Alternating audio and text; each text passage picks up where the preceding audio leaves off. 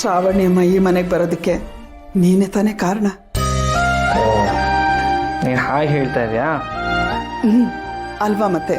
ಆ ದೇವರು ನಂಬಿದವ್ರನ್ನ ಯಾವತ್ತೂ ಕೈ ಬಿಡಲ್ಲ. ಹಾಗಂತ ನೇರವಾಗಿ ಬಂದು ಕೈ ಹಿಡ್ದೂ ನಡೆಸಲ್ಲ.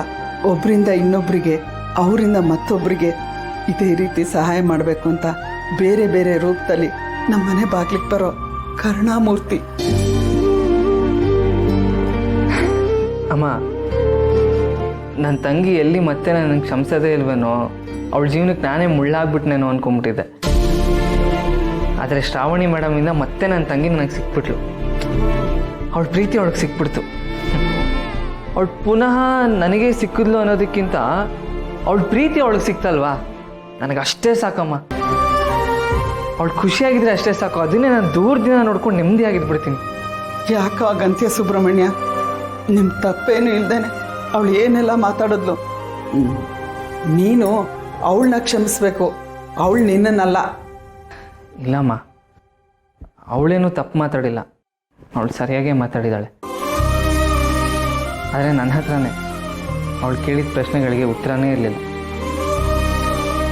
ನಾನೇನಾದರೂ ಸುಳ್ಳು ಹೇಳಿದ್ದಿದ್ರೆ ಒಂದಲ್ಲ ಒಂದು ಸಮಜಾಯಿಷಿ ಕೊಟ್ಬಿಡ್ಬೋದಾಗಿತ್ತು. ಕಥೆ ಮೇಲೆ ಕಥೆ ಕಟ್ಬೋದಾಗಿತ್ತು. ಸತ್ಯಕ್ಕೆ ಯಾವ ಸಮಜಾಯಿಷಿನೂ ಇಲ್ಲ. ಸತ್ಯದ ಉತ್ತರಗಳಿಗೆ ಬೇರೆ ಕಥೆನೂ ಕಟ್ಟೋದಕ್ಕಾಗಲ್ಲ. ವರ ನನ್ನ ಮಾತುಗಳನ್ನ ನಂಬಿಲ್ಲ, ನನ್ನನ್ನು ಅರ್ಥ ಮಾಡ್ಕೊಳ್ಳಿಲ್ಲ ನಿಜ. ಆದರೆ ಅಣ್ಣನಾಗಿ ನಾನು ನೋಡೋಣ ಅರ್ಥ ಮಾಡ್ಕೋಬೇಕಲ್ವ ಅಮ್ಮ. ಅವಳ ಜಾಗದಲ್ಲಿ ಯಾರೇ ಇದ್ದಿದ್ರು ಹಾಗೇ ಮಾತಾಡ್ತಾ ಇದ್ರು. ಪಾಪ ಅದೆಷ್ಟು ನೊಂದ್ಕೊಂಡಿದ್ಲೋ ಏನೋ. ಆದರೆ ದೇವ್ರು ದೊಡ್ಡವನು. ಅವಳ ಮುಖದಲ್ಲಿ ಮತ್ತೆ ನಗು ಬರೋ ಹಾಗೆ ಮಾಡ್ದ. ಅವಳ ನಗುನೇ ನನ್ನ ಜೀವ ಅಮ್ಮ.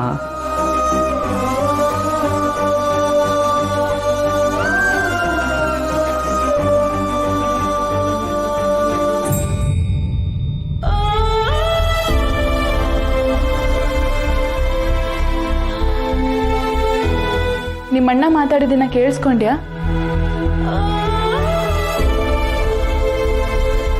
ಈ ಹಸುವಿನಂತ ಮನ್ಸಿರೋರು ಅಂತಾರಲ್ಲ, ಆ ಥರದವ್ ನಿಮ್ಮಣ್ಣ. ತನಗೆ ಎಷ್ಟೇ ನೋವಾದ್ರೂ ಆ ನೋವನ್ನ ಯಾರಿಗೂ ಹೇಳ್ಕೊಳ್ದೆ ತನ್ನಿಂದಾಗಿ ಯಾರಿಗೂ ನೋವು ಆಗ್ಬಾರ್ದು ಅಂತ ಬಯಸೋನು. ನೀವಿಬ್ರು ಒಂದೇ ತಾಯಿ ಹೊಟ್ಟೆಲಿ ಹುಟ್ಟಿರೋರಲ್ವಾ? ನಿನ್ ಕಣ್ ಬಿಟ್ಟಾಗ್ಲಿಂದ ನಿಮ್ಮ ಅಣ್ಣನ್ ನೋಡ್ತಾ ಇದೀಯಾ. ಆದ್ರೆ ಈ ನಿನ್ ಕಣ್ಗಳಿಗೆ ಅವನ್ ಕಣ್ಣಲ್ಲಿರೋ ಪ್ರೀತಿ ಅರ್ಥನೇ ಆಗ್ಲಿಲ್ವಾ? ಏನೋ ಹೇಳ್ಬೇಡಿ ಅಂಕಲ್, ನೀವ್ ನನ್ಕಿನ ವಯಸ್ಸಲ್ಲಿ ಮಾತ್ರ ದೊಡ್ಡವರಲ್ಲ. ಪ್ರೀತಿಲಿ, ವಿಶ್ವಾಸದಲ್ಲಿ, ಹೃದಯವಂತಿಕೆಯಲ್ಲಿ, ನಂಬಿಕೆಯಲ್ಲಿ ಎಲ್ಲದರಲ್ಲೂ ನೀವ್ ನನ್ಕಿಂತ ದೊಡ್ಡವ್ರೆ. ಅದಕ್ಕೆ ನಿಮ್ ಗುಣನೇ ನಿಮ್ ಮಗನ್ಗೂ ಬಂದಿರೋದು.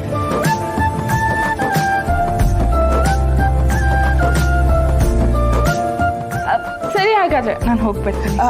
ಸುಬ್ರಹ್ಮಣ್ಯ, ಶ್ರಾವಣಿ ಅಮ್ಮನ ಮನೆಗೆ ಬಿಟ್ಬಿಟ್ಬಾರೋ? ಬಿಟ್ಬರ್ತೀನಿ. ಪರವಾಗಿಲ್ಲ, ನಾನು ಕಾರ್ ತಂದಿದ್ದೀನಿ, ನಾನೇ ಹೋಗ್ತೀನಿ. ಸುಬ್ಬು ಇಂಥ ಖುಷಿಯಾದ ಟೈಮಲ್ಲಿ ನಿಮ್ ಜೊತೆನೇ ಇರ್ಲಿ. ಕಾರು ನೀವೊಬ್ಬರೇ ಓಡಿಸ್ಕೊಂಡು ಹೋಗೋದಾ? ನಾನು ಒಬ್ಳೆ ತಾನೇ ಓಡಿಸ್ಕೊಂಡು ಬಂದಿದ್ದು. ಒಬ್ಳೆ ಸೇಫಾಗಿ ಹೋಗ್ತೀನಿ ಬಿಡು, ನೀನೇನೋ ತಲೆ ಕೆಡ್ಸ್ಕೋಬೇಡ. ಆಯ್ತು ಮೇಡಮ್, ಕಾರ್ವರ್ಗೆ ಹೋದ್ರೆ ಬಿಟ್ಟು ಬರ್ತೀನಿ, ಬನ್ನಿ. ಸರಿ, ಬರ್ತೀನಿ. ನಾನು ಬರ್ತೀನಿ. ಬರ್ತೀರಾ ಮೇಡಮ್?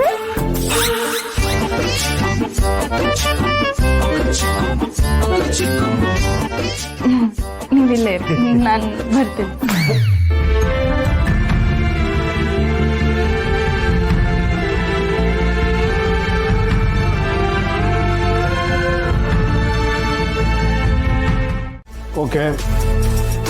ಓಕೆ ಸರಿ, ನೀವೆಲ್ಲ ರೆಡಿ ಮಾಡ್ಕೊಳ್ಳಿ, ನಾನು ಬರ್ತೀನಿ. ಆಗಲಿ, ಸಂತೋಷ. ಸುರೇಂದ್ರ ಅಣ್ಣ, ಇದು ನೆಕ್ಸ್ಟ್ ಮಂತ್ ನನ್ನ ಪ್ರೋಗ್ರಾಮ್ದೆಲ್ಲ ಡೀಟೇಲ್ಸ್ ಕೇಳಿದ್ದೆ, ತಂದಿದ್ಯಾ? ಅದೇನಣ್ಣ? ಅಣ್ಣ, ಇದು ನೆಕ್ಸ್ಟ್ ಮಂತ್ ಮೀಟಿಂಗ್ಗಳು. ಇದು ಸಿಟಿ ಒಳಗಡೆ ಇರೋ ಪ್ರೋಗ್ರಾಮ್ಗಳು.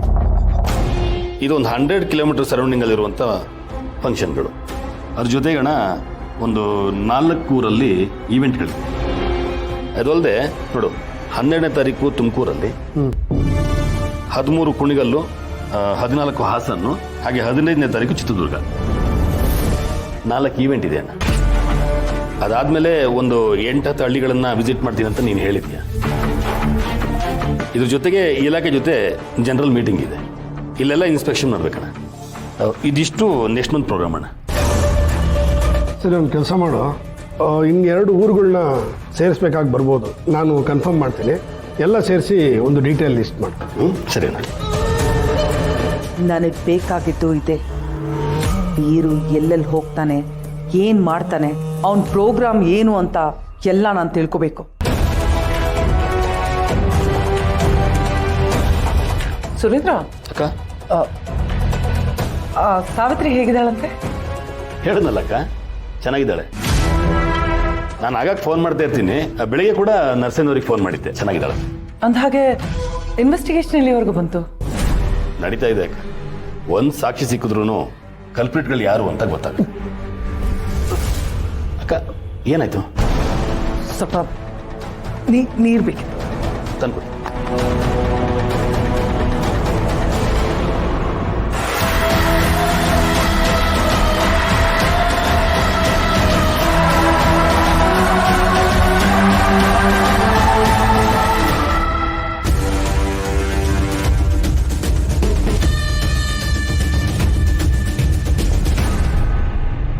ಅಕ್ಕ,